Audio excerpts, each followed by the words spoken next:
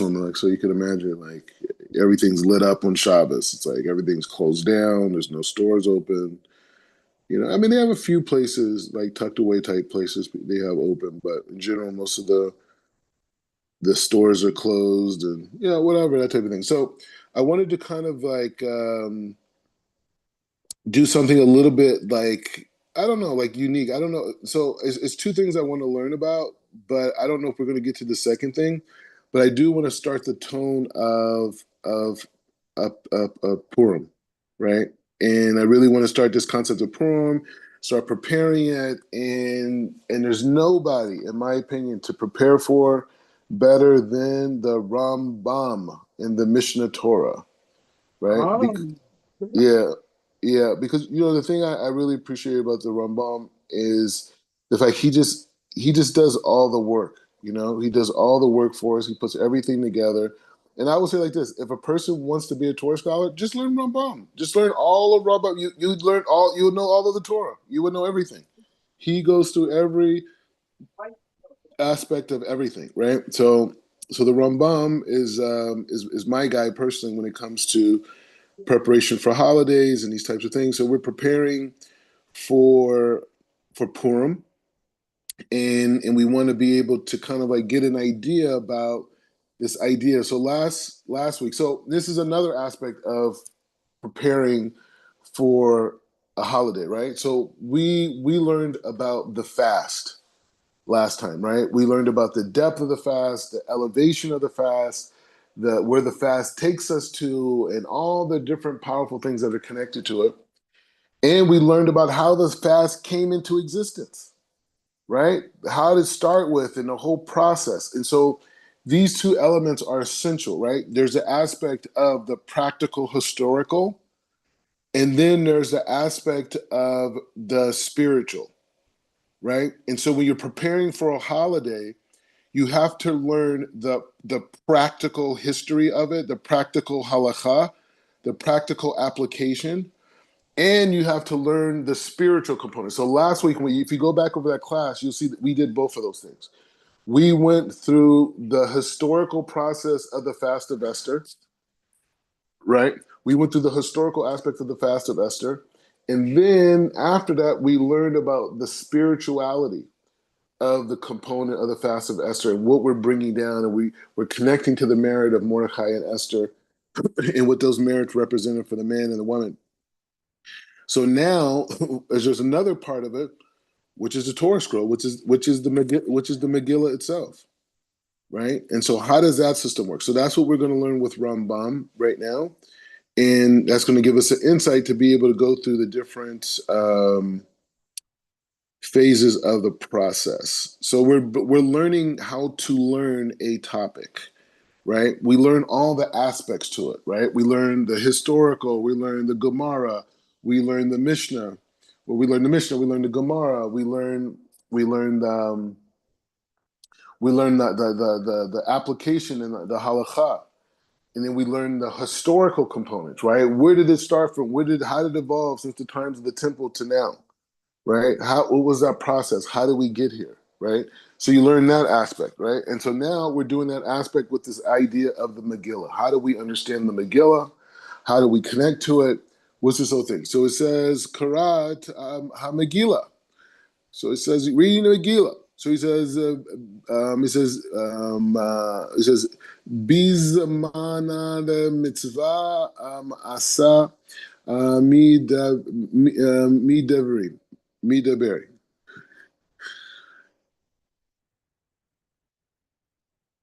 Okay. Anyway, so it's like this. Okay. Just says it is a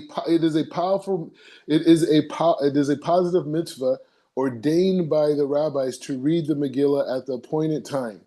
It is well known that this is originated by this was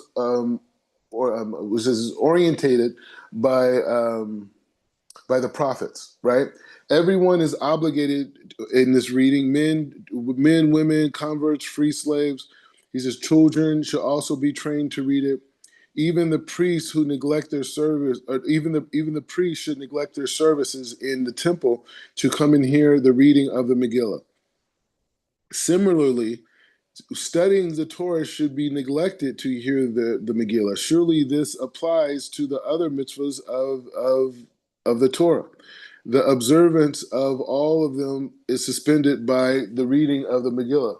There is nothing that takes priority over the reading of the Megillah except the burial of a mitzvah, meaning a corpse that has no one to take care of it.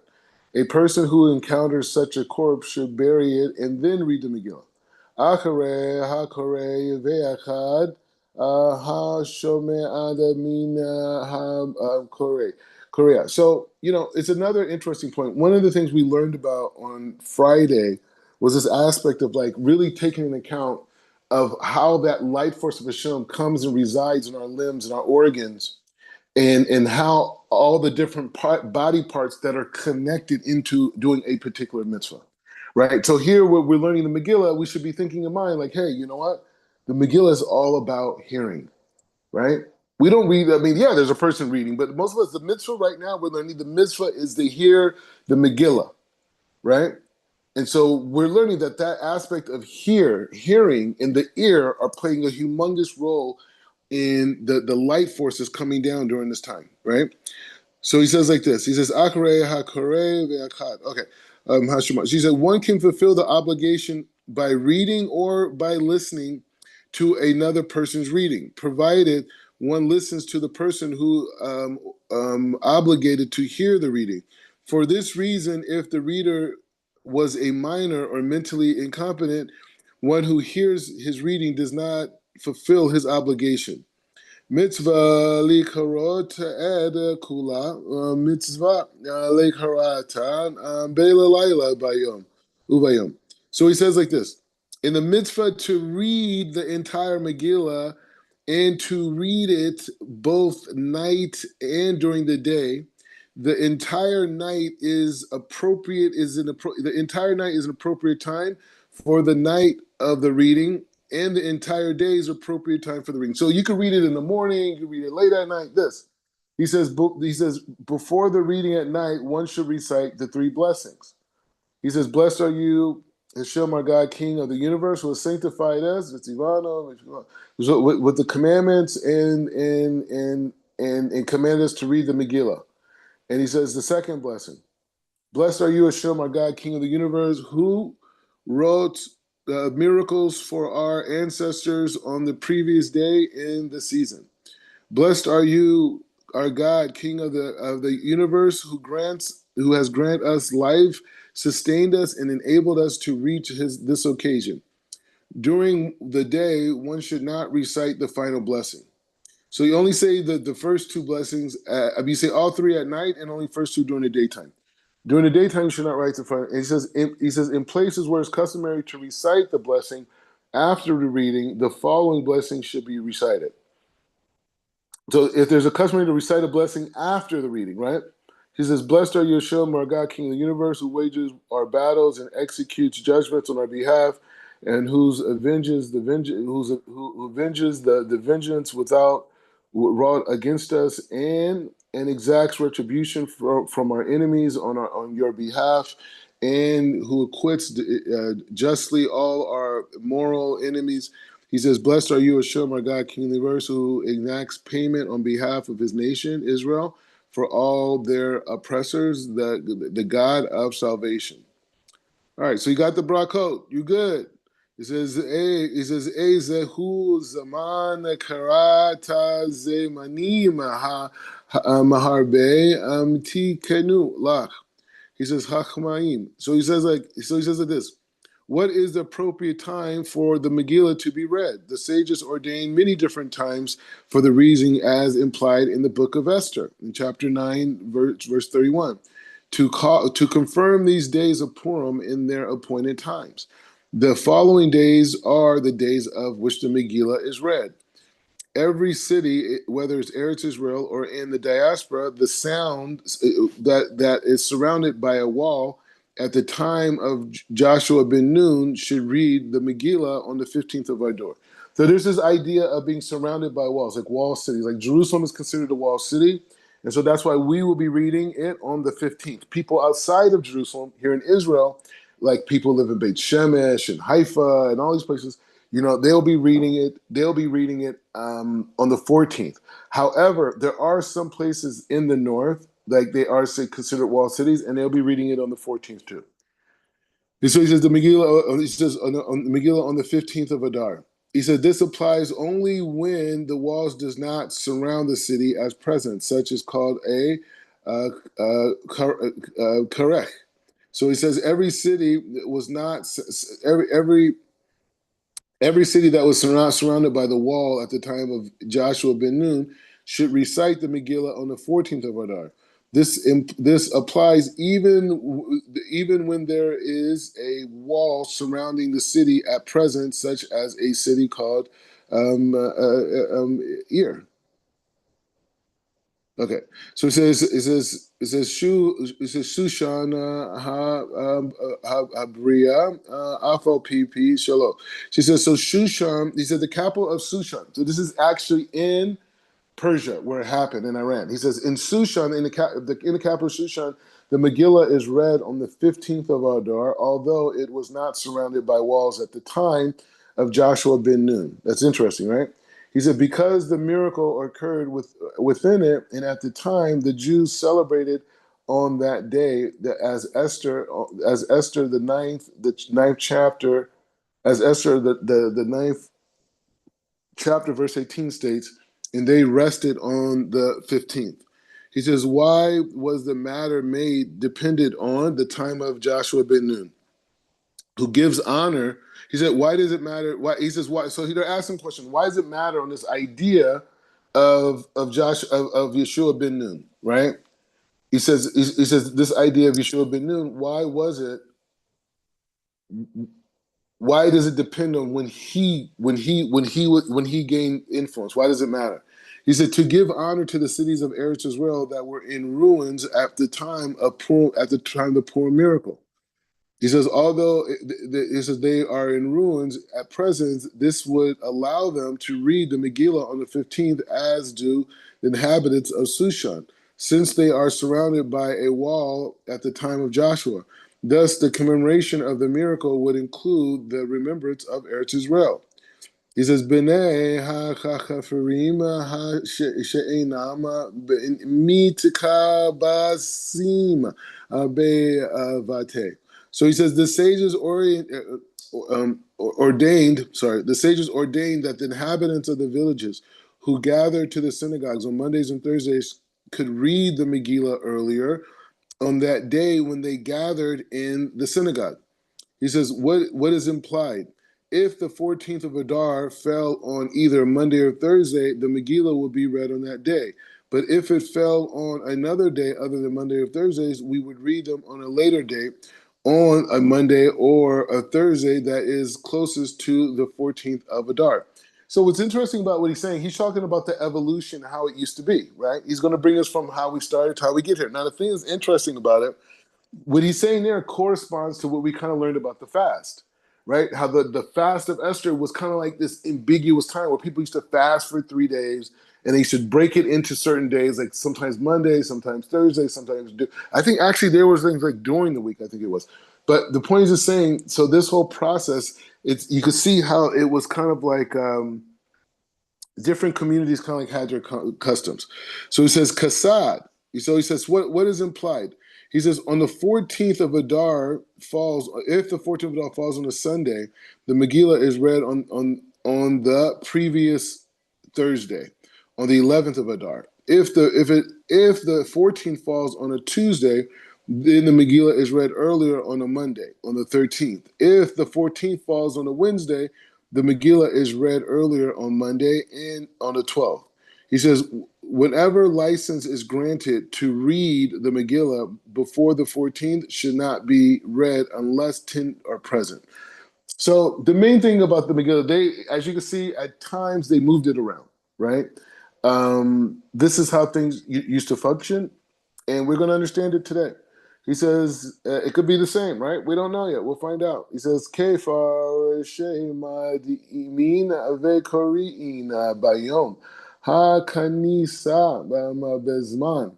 She'ain. So and the village where the Jews do not gather together to read the Torah on Monday and Thursday, the Megillah should be read only on the 14th of Adar. He says, when a city does not have 10 men who have no other occupation but to attend the synagogue for the communal purposes, it is considered to be a village. He says the Megillah is read earlier on the day when people gather in the synagogue. He says if a city lacks 10 men, the very difficulty leads to its solution. They are considered to be like inhabitants of a large city, and the Megillah read only on the 14th. So he's going through different scenarios of the Megillah. We're getting that, right? What if it's like this? What if it's like okay? So he says Bame Devarim Emurim Mika di Min Vekaroim. So he says, and when does this above leniency that is possible to read the Megillah earlier on a day other than in a synagogue apply? He said, when Israel rules itself in the present era, however, the Megillah is only read at the appropriate time on the 14th of Adar and the 15th of Adar. And the inhabitants of a village city read on the 14th, and the inhabitants of the wall would read on the 15th. Right? So now he went us to process 92 where he says, Ben Mashe Halach Ale Karech Le Karech. So he says like this, the following rule applies when inhabitants of an unwalled city travel to a walled city, or the inhabitants of a walled city travel to an uninhabited city. So like say I live in Jerusalem, which is considered a walled city, and then I travel to Beit Shemesh. Now, we did that before. Me and Sephora, we did that before. We did both. We were in. I think we were in. No, actually, we were going to do it, but we didn't do it because it was too much of a headache to travel back. Okay. Anyways, the point is like this: the following rule applies to the inhabitants of the unwalled city that travels to no, so if you go somewhere, okay, so this he says if this intent was to return home for the day of the Megillah reading, but he was prevented in returning, he should read the Megillah on the day when it is read in his home. If his intent is not to return home until the day after Megillah reader, he should read it on the he should read the Megillah together with the people in the place where he's visiting. So that makes pretty much sense, right? If you're going somewhere and you get stuck, right, and you said my intentions are to read here's the Megillah in Jerusalem, and some reason got stuck, you should continue on and go and read it in Jerusalem. But if you don't intend to come back, you say you should read it in the place where, as they say, Beit Shemesh, for example. He says, okay, so he says you should read the Megillah together with the people in the place where he's visiting. The following rules apply to all those homes adjacent to walled cities which are seen together with it. If there are no more than 2,000 cubic feet between them, they are considered the walled city, and their inhabitants should read the Megillah on the 15th. So that's one of the things about Jerusalem. So how can Jerusalem be a walled city, right? There's not just the old city, there's all these places. So it works out in a way like the houses are considered like extensions of the wall, right? It's like a whole system to it of like how they determine a wall city, how they not. It's a whole thing. He says, "Ir shehi safek ve'ina yedua im hayata mikafet."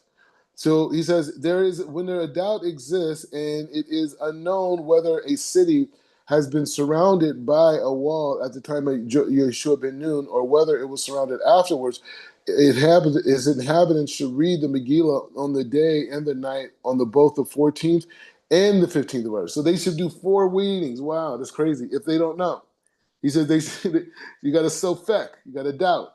So he says, and you should recite the blessings only when reading on the 14th, since it is time when the Megillah is read in most places in the world.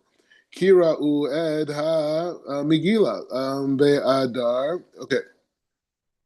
He says, when the Megillah is read in the first month of Adar, and afterwards the court proclaimed a leap year, the Megillah should be read again on the second of. This should be read again on the second Adar at the appropriate time. So when the leap year comes, they say you got to do it at both. He says, Ina Kori, Ina Ad HaMegillah.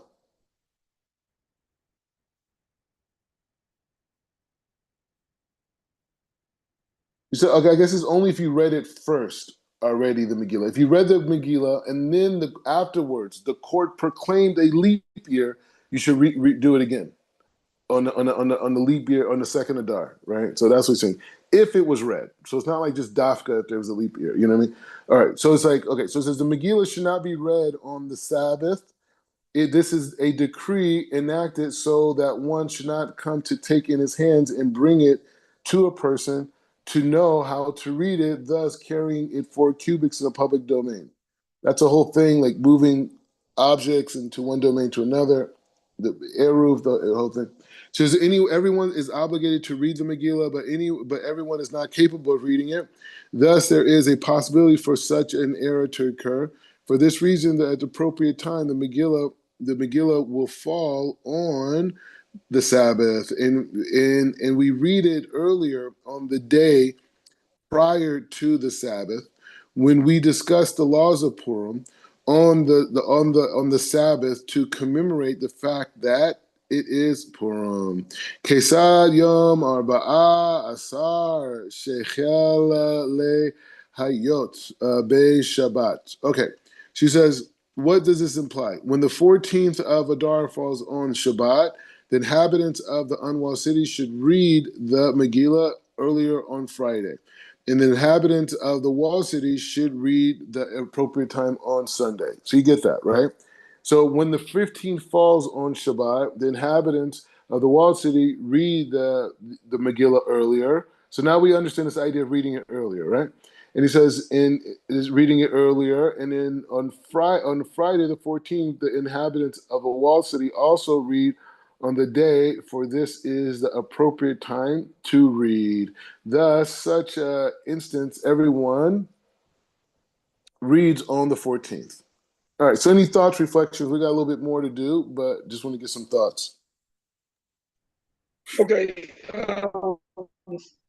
So, I guess just looking at it is making sure that you always have during this time frame between the 14th and the 15th of Adar.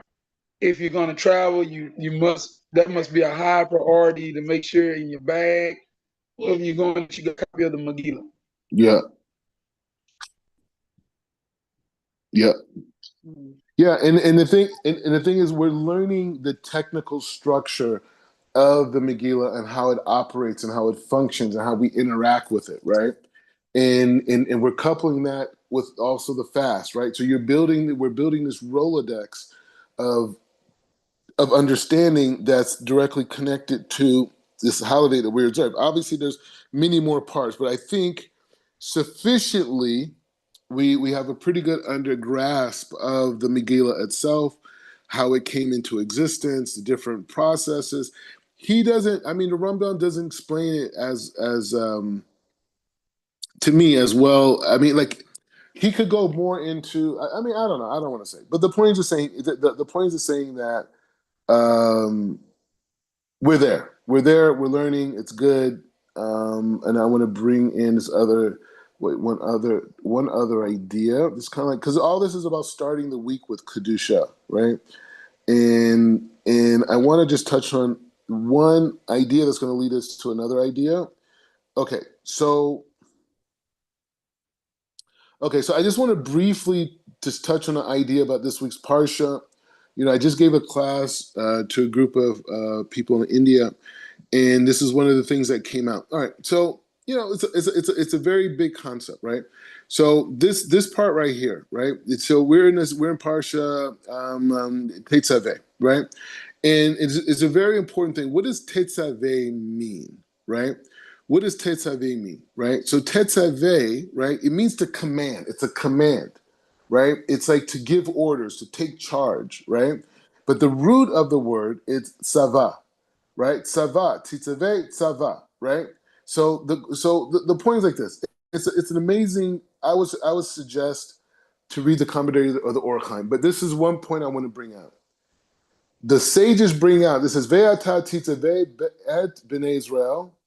ve'achechu elecha. Right? So it says, you shall further instruct the Israelites to bring to you shemen vayat zach, clear oil, katit, and he says of beaten olives, of lighting for the candle regular. So the question that Orkheim brings, he's asked the question, he says, why is it that the Torah is starting like this? This ve'ata titzavet. Why does it say, why is this whole thing? So to save a lot of time, that this parsha, these words that you're reading, and you got to read the Orchai's commentary on this. It's like, it's unbelievable. It's fire. And this is basically Moshe becoming the king of Israel, right? And this is the dynamic of separating him between the Kohanim. That God is saying, you give the command. I'm telling you what to say, but you're going to speak to them from your voice. You're not going to speak just as a representative of God. You're going to speak as their king, right? And so this whole beginning of this aspect, this verse is so deep. We have no idea how deep this first verse is. And that's why you have to read Orchaim, because it connects the four redemptions. All the four redemptions are in here. And this idea of the purity, right? The purity that we have to achieve is of light. The purity that they're talking about is the purity of Bnei Israel, right? We are those olives, right? That are pure, that are being used to light the candle. What is the candle? This world, right? What is the lamp? This world, right? The world around us, right? We are the light for this whole thing. So it's a lot of deep secrets in this. But the main point that I want to get to is this idea of real self-esteem, right? And there's a self-esteem that is created by society that's based off of acquisition, right? Meaning, I got this degree, I feel a certain way. I made this amount of money, I feel a certain amount of way. I bought this type of house, I'm this type of way. I won these type of awards. All these things of self-esteem based off of acquisition, right?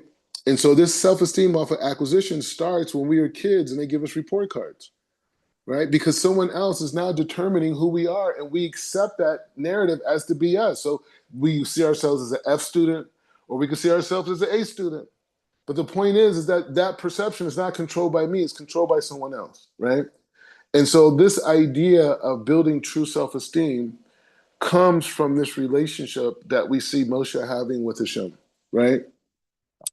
And this relationship that Moshe has with Hashem, we're going to go to another thing, is really connected to this next study.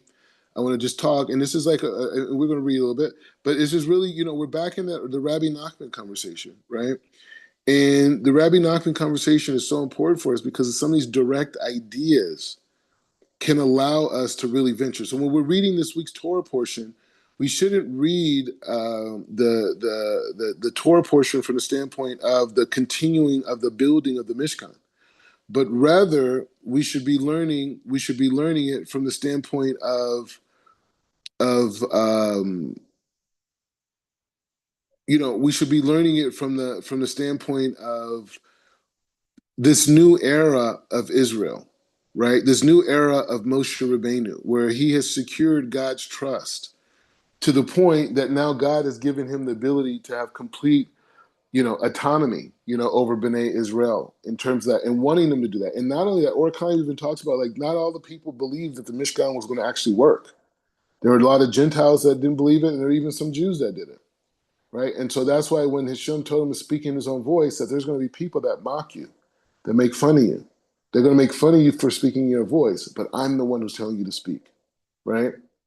And that's the idea of true self-esteem, is getting connected to that inner voice of the Creator and becoming closer in that through the purity, through fasting, through learning Torah, through mitzvot, through unconditional acts of kindness, through restricting our ego, through restricting negativity. This aspect that allows us to get to that purity, and that purity removes any separation between us and that inner voice. And so that's what we're trying to bring out. We're trying to bring out that aspect of the soul that Rav Ashlag was talking about, right? Once you reach 13, there's another aspect of the neshama that comes out, right? But it only could come out through Torah and mitzvot. But that aspect of that other aspect is the aspect of the soul that eventually is going to be the dominant aspect of the soul, which is the aspect of the sharing aspect. All right, so let's go in this Rabbi Nachman teaching about truth and really thinking about this aspect of truth and walking in truth and analyzing this, right? So it says truth. It says emet emuna. Okay, he says ikar. He says haga'ala teuya be'emuna. So he says like this. He says emet ve'emet, right? Amen ve'amen, right? So he says like this. He says the essence of redemption is dependent on emuna, faith. He said the root cause of the exile is simply a lack of emuna, faith. He says, Amuna utefila ve'nisim ve'eretz Israel hem. So he says, and the faith, prayer, and miracles of the land of Israel are all one concept. They are all dependent upon each other. Yesh b'nei adam hachasim. So he said, the people who are, he said, the people who attempt to give natural explanations for all the miracles which take place. You know, the people like who have amazing things happen in their life and like, oh, well, this is why it happened. I just randomly went to this place. Not a big deal. No, there's no creator, God. Okay, stop it. The whole thing was, I did it. I'm a smart guy. I should say, like Trump. That's how Trump talked. No, it's all me. It's me. All right. So he's saying that's not what we want to be. There are atheists who have no faith in miracles. When all such people have disappeared and the faith will spread throughout the world, then the Mashiach will come because the redemption depends upon faith. Asafar, sorry. Asar, lebo eminuna ela al yedei emet. Hayenu ki ikar hamenuna. Hame emununa, right? Hamenuna. Emuna, right? So he says the only way to attain faith is through truth. Faith is only applicable in the case of something which cannot be understood rationally. Where one can understand something rationally, there is no question of faith being involved at all. But there are certain things which can never be understood rationally. How can one come to have faith in things one must believe in?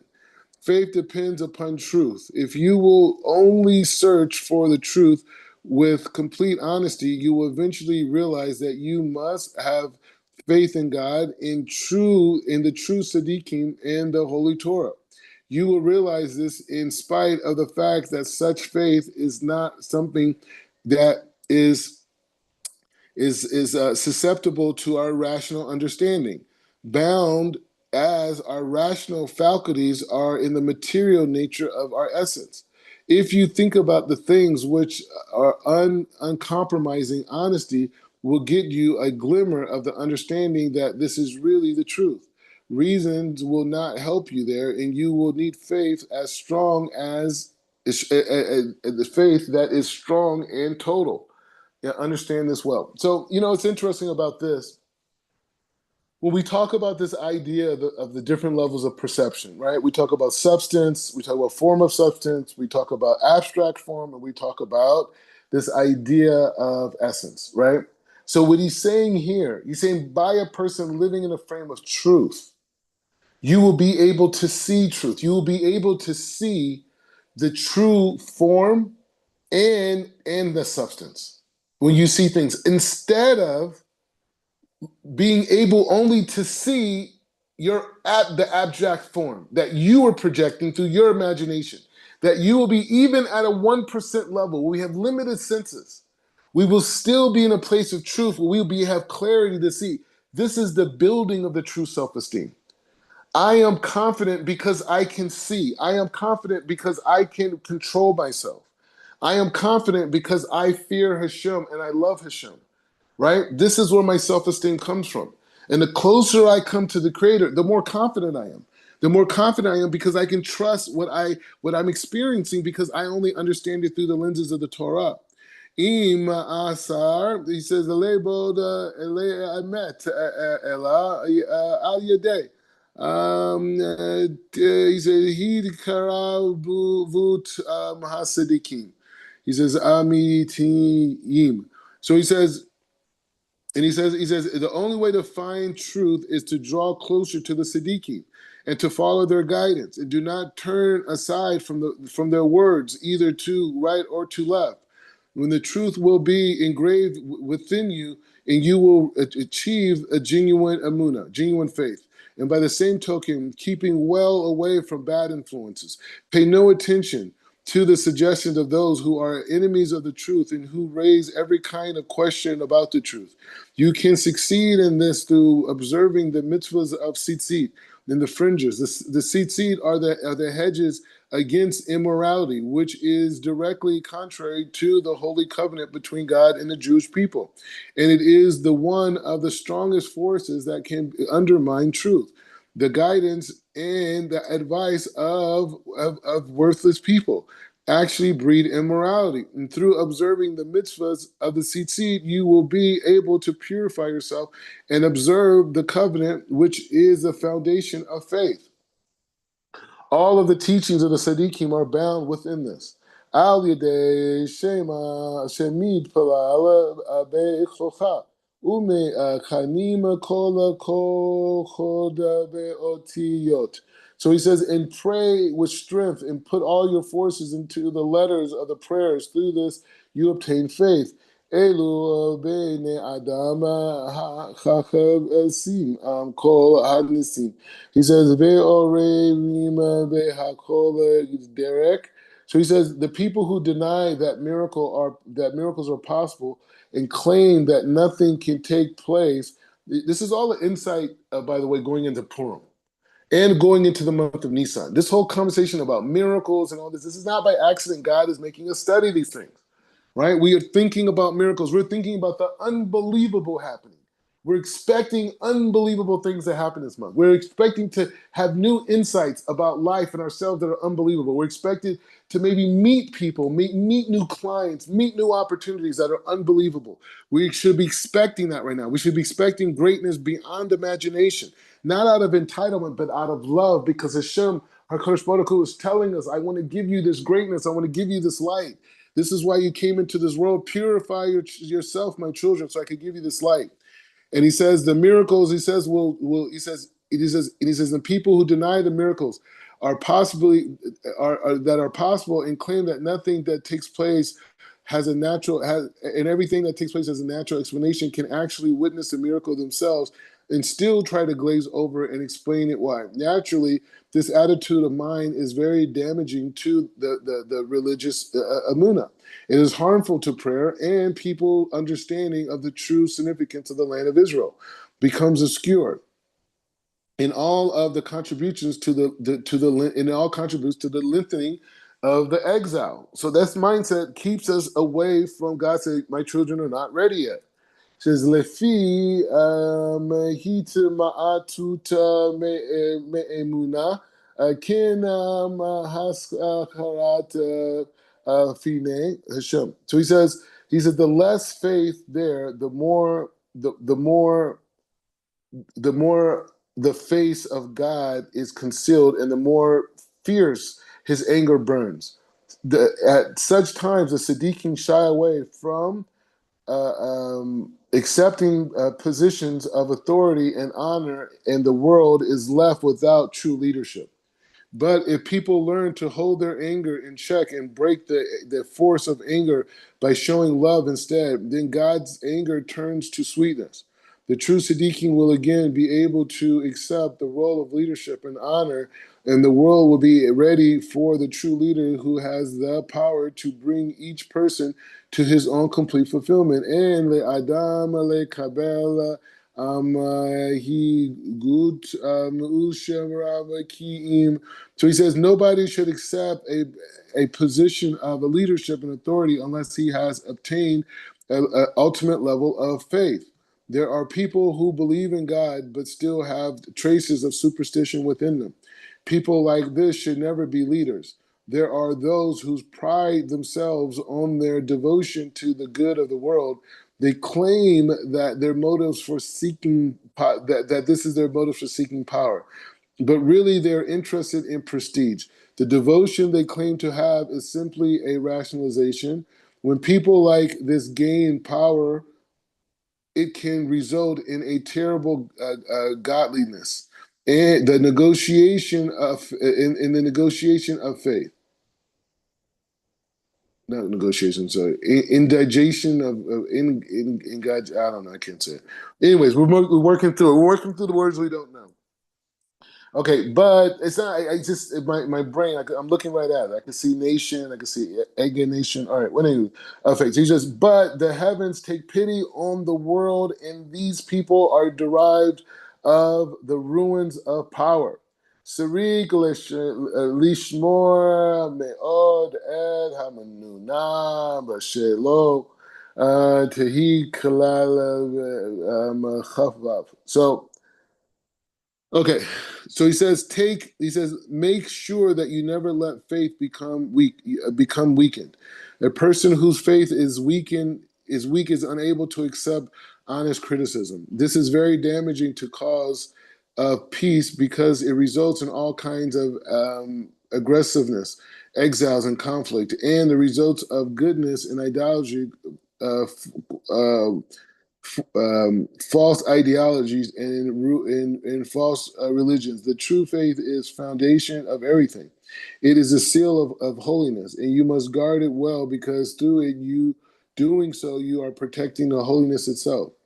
He says, "Ima asar afasar lezikon lezikot leemenuna beishalememut kiim yeyadei shabiim." So he says, and to obtain complete faith, you must come to the true tzaddikim of our era.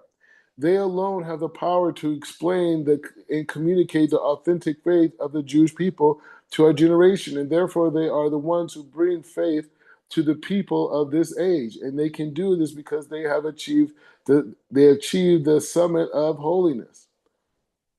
The summit of holiness. Ahmed emimuna hem bechinat an pin.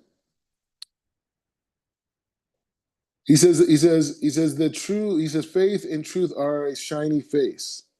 He says they are joy in life. They are the gateways to the length of days.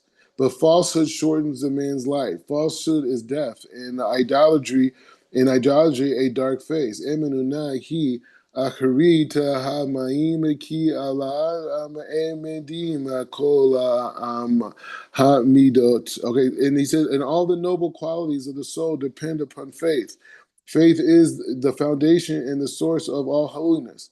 Afilu mi shezakeda lehamakit. I'm sorry, lehamashik.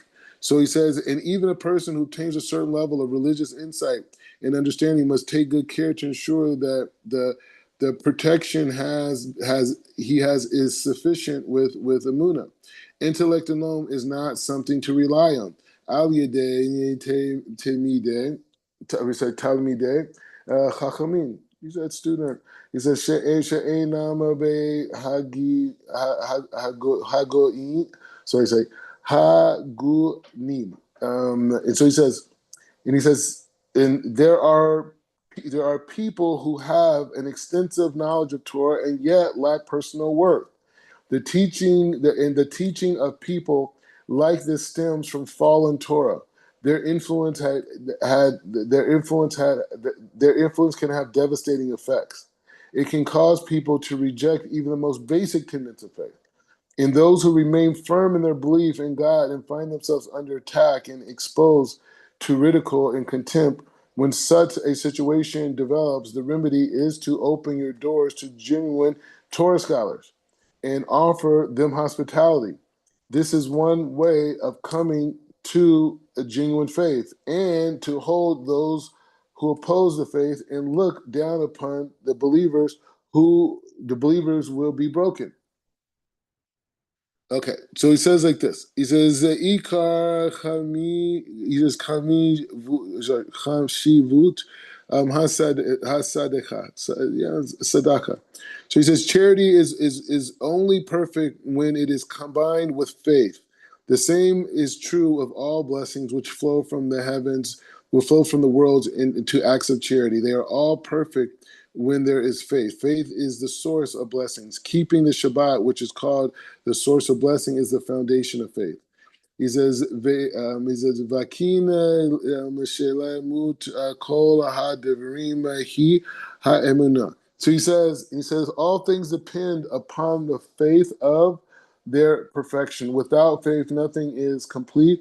Even the Torah itself, which is the source of true wisdom, has perfection only through faith. Faith is the foundation of the whole Torah, and he says the basis of everything. He says, "Ikar kiyom ha'emunahi rach al yedei." So he says, faith is only lasting because of the guarding of the covenant. So for the men guarding their purity. Al yedei emunah. He says the person is when a person is asleep, he enters the category of faith, and he is refreshed, and he refreshes his intellect, which is the manifestation of his soul, and the refreshment of his person gains. These are the refreshment a person gains from sleeping can help him a new levels of righteous religious awareness and perception of God. He can actually receive a new soul from the light of the God's countenance. He says, he says, any flaw in a person's faith is tantamount to idolatry. Because of this, the rains are withheld. He said, the world has no consonance or peace. No one helps his neighbor. Everyone is for himself. And because of the lack of cooperation, people have traveled from place to place in order to find a livelihood. Ikar ma'asiruta ba me'et. He says, the truth is that the source of genuine wealth, anyone who spurs the truth, will come to poverty at the end, and people will despise him. But one who endeavors to live truthfully will receive abundant blessings. He says, "Ha shakar mazik malea minim begashimiyut." He said, falsehood damages the eyes physically and spiritually. He says, Sheikh HaOmer, he says, Shakar. He says, and when a person tells lies, it stirs up all the impurities in the blood, and he falls into depression. He says, resulting tears are are very harmful to the eyes. Resulting tears are result of harmful eyes, and the blood of dishonest people is loaded with impurity. To speak truth, you must first purify the blood. He says, "Ha shaker." He says, "Ha shaker," and he says, "Hu ahara." He says, "And shaker is evil and corporate." And he says, "A person who is false casts God's protective care from himself. But a person who is faithful will enjoy God's care and protection in all ways." Ve'emed hu echad ve'hasheker hu arbe. So there is only one truth, but a whole multitude of lies. He says you can say one truth about any given object, just as it is nothing else. He says silver is silver and only silver. Gold is gold and nothing but gold. But a lie can manipulate without end. Silver can be called the copper or tin or lead or other names you could think of. And he says, and that is why the truth comes out at the end. That's why the truth will come out in the end, and all of the current opposition of the true Siddiqim will disappear. And the basic cause of this opposition is the terrible spread of falsehood everywhere. Where the truth is acknowledged to be only the one, there is no place for opposition. He said, the truth will remain and endure forever because the truth is one. The God is one, and all the lies, and in the end, all the lies and all the falsehood will pass from the world, and this true will remain, and this one truth will remain. For the truth is the Lord is forever. He says, "Ke shari titzei le hachlala be'echad."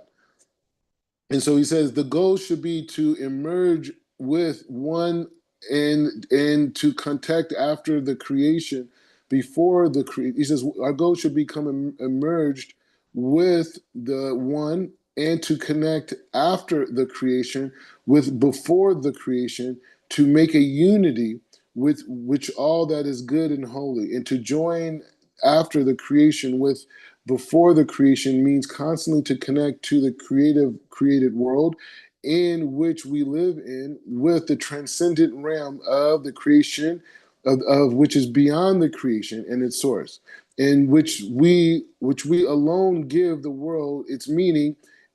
If you want to achieve this, guard yourself from falsehood and speak only truth. And he says, perfect, truthful. He says, and perfectly truthful, then you will become emerged with one and become the true as one. So he's just saying, when Rav Ashlag gives us that printout, and he says one level is the world that we're in, and then the future reality, right?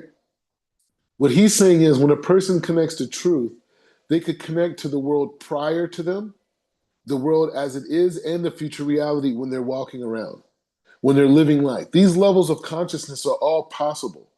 Because they don't teach it in Harvard, Yale, and Cambridge and all these things, that's fine, that's their problem. But this is the ways of our ancestors. Our ancestors were into elevated consciousness. And they built off of that. They created from that. They did business from this perspective, not on this like dog and dog eat dog world and us who could take and steal from me the most and all that. No, the real light is through righteousness. That's where empires are created.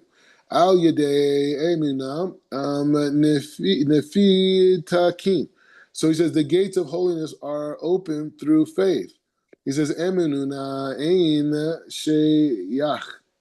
So sheyach. He says, Ele beidaver she'eno yodea. So he says, ta'am. She says, we only speak of faith when one who believes does not know why he believes. But even so, for the believer himself, the things he believes, and it's perfectly clear and obvious to him. But if he saw it with his own eyes, this is because his faith is so strong. So let's understand that. He said, we only speak of faith when one person who believes it does not know why he's believing. So he's saying, when we talk about Amunah, but even so, for the believer himself, the things he believes in is perfectly clear and obvious to him, as if he knew it with his own eyes. This is because his faith is strong. He says, Ikar Sheilamut Ha'eminahi Yadeh. He says one of the ways to develop faith is through working to draw those who are far from God closer. He says me chamad she'in haminuna bishelimut al yedei ze rebim nikolasilim. So he says like this: when people lack absolute truth, they can fall into the trap of confusing the means with the ultimate cause. He says they can think that they believe in God as the ultimate cause of everything, but in practice, their trust is in the means.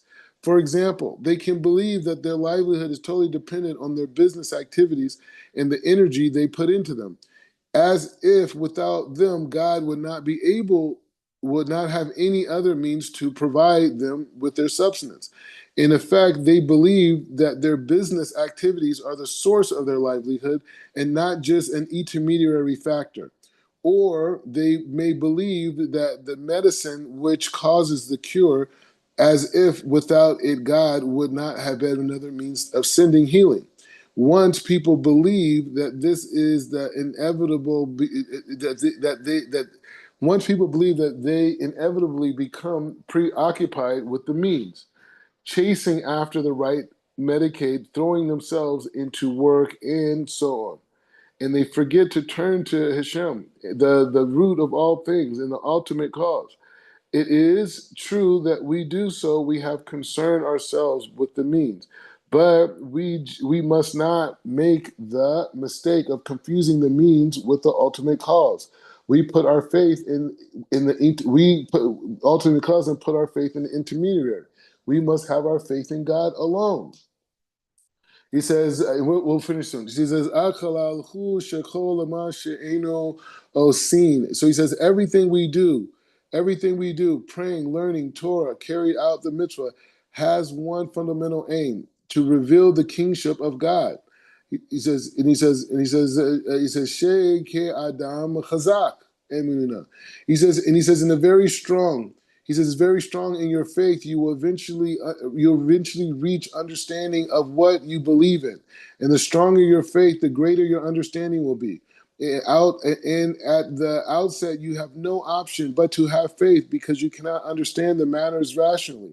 But through your faith, you will come to understand it, except that then there will be new and more exalted levels which are still hidden from you. So the faith just allows us to actually learn and experience on a deeper and deeper level. And he says, and beyond your abilities to understand rationally. Here again, you will have to make an effort to believe. You must always have faith in the levels that are hidden from you. In the end, you will understand them also, and so the process goes on. And the main thing is that your faith must be so strong that it spreads to all of your limbs, and the faith will bring you to a true wisdom.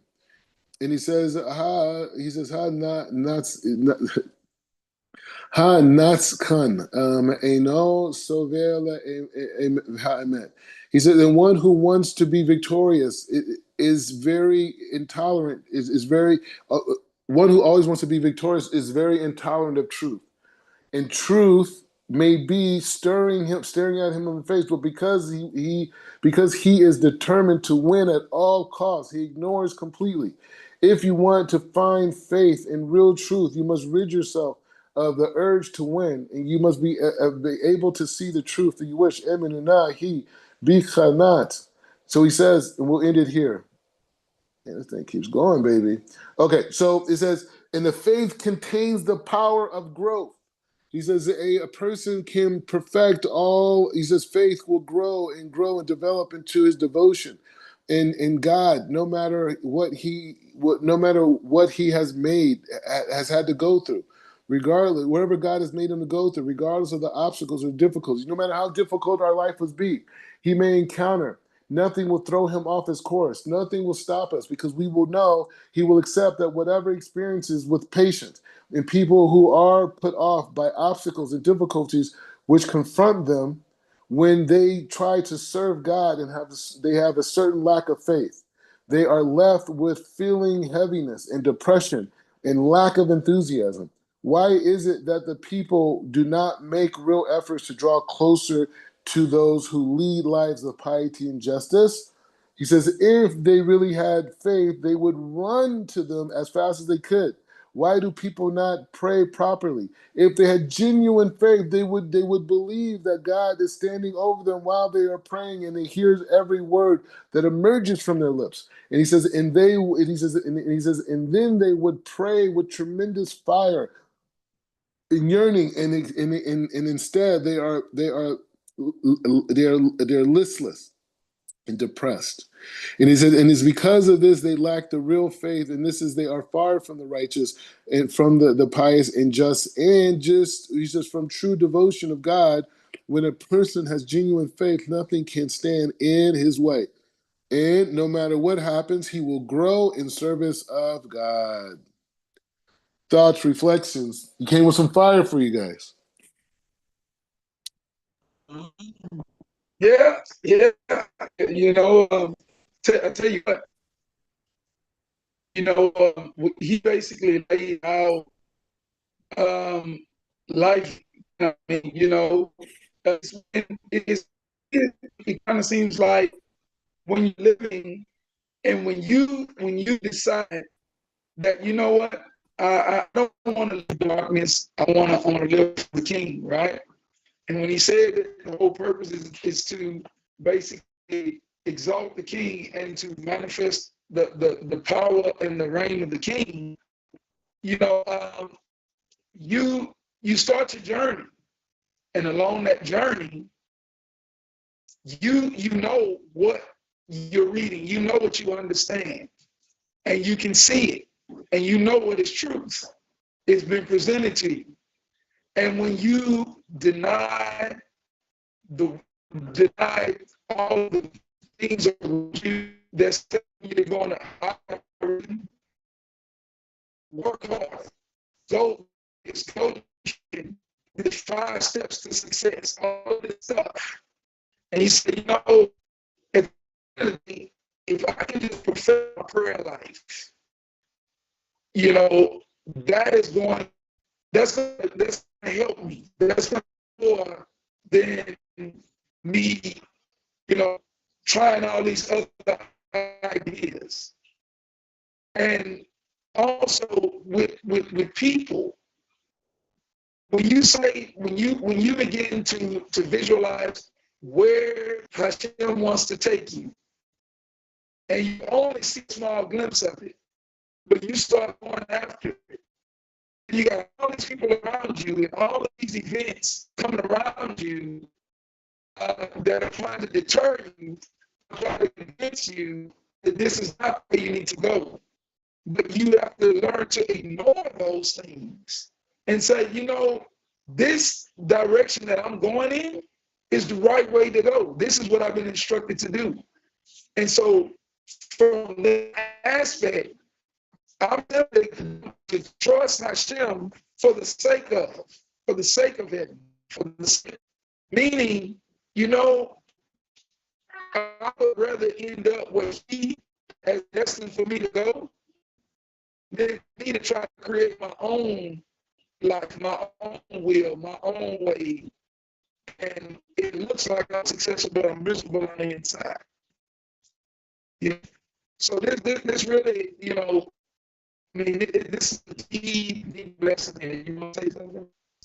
I was just thinking about, you know, how there's a verse that says that Hashem tries the kidneys, and you were speaking about as we're reading, it was speaking about the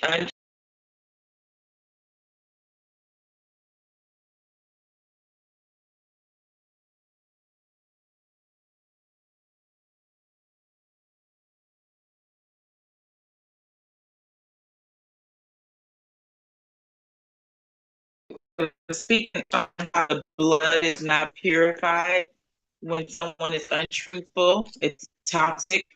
And I just thought about that scripture that Hashem knows what's on the inside of you, those inner things that's on the inside, what you're actually have going on.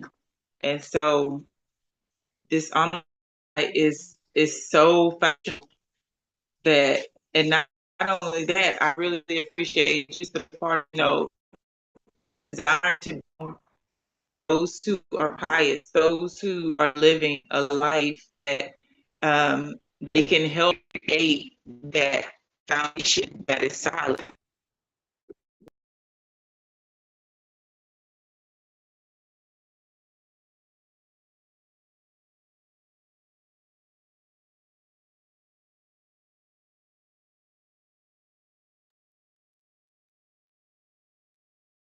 Shalom, shalom. Yeah, I can hear you a little bit. Yeah, you go ahead.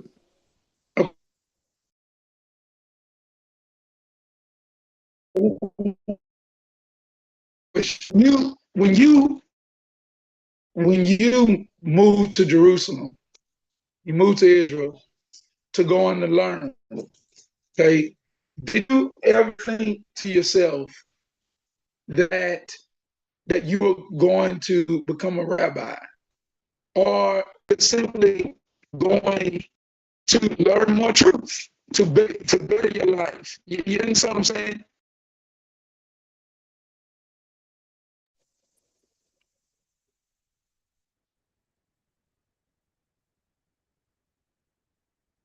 Hello. Okay, can you hear us okay? Yeah, I can hear you.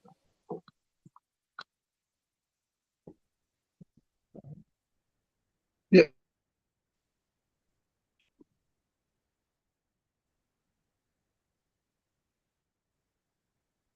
Hear us? Yeah, I can hear you. Yeah, I can hear you.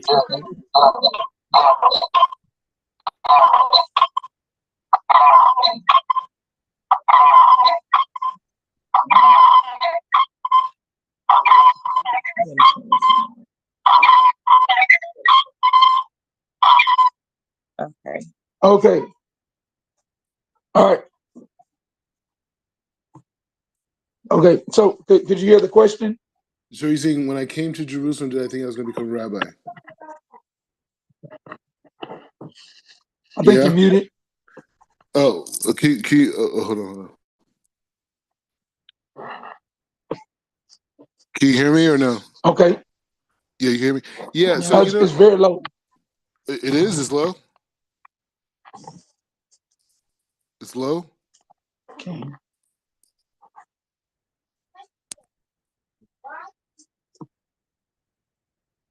I'm sorry, Rabbi. We can't Yeah. hear Yeah, we you. can hear you. Can you hear me? Can you hear me now or no? No. Can you hear me now or no? No. You can't No, hear it's me. still very low on It's this end. still very low. Oh man. All right. Anyways, but you could hear it on the recording. But what I was going to say was, it was interesting about me coming to Jerusalem, becoming a rabbi. Like, this girl asked me when I first came to Israel in 2016. She asked me 2016. She's like, "So what are you going to do in Israel?" And I was like, "I don't know. Maybe I'll become a rabbi or something." And I said that to her in 2016. And then so after I became a rabbi in 2022, I think it was April 7th, or was that when my book was released? April 7th. I don't know, around the same time. But the point is just saying that. The point is just saying that. It was interesting how things came apart. So, anyways, we'll continue on. We'll continue on Wednesday. We'll continue on the learning. We'll get back into Rav Ashlag, preparing ourselves for the learning of the Zohar and other higher levels.